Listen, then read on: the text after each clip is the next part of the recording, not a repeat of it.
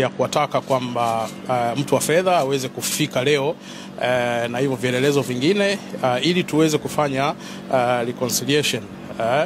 Kwa maana ya kwamba tupitie hizo hesabu kwa pamoja na vitu kama hivyo ili kuona kwamba wapi wanaposema kwamba wanadai na sisi tuwaonyeshe wapi ambako tumesema kwamba wanadai.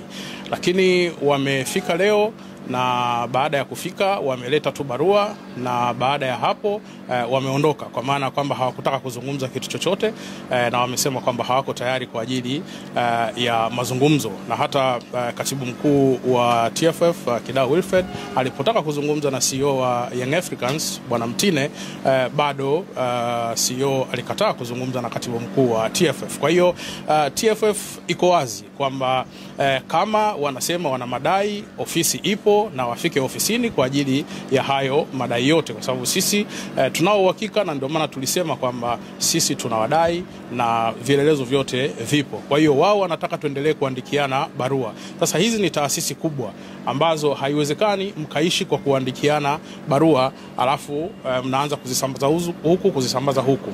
Jambo dogo ni kwamba kama wewe unadai, maana yake ni kwamba umeitwa kwa ajili ya kuja kuhakiki hicho ambacho unakidai ama hicho ambacho unadaiwa.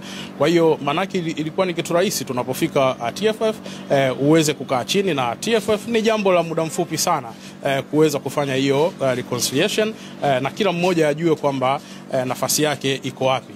Sasa hatuwezi kuwa tunaendelea kuandikiliana barua hizi kama vile tunatuma posa huku na vitu kama hivyo.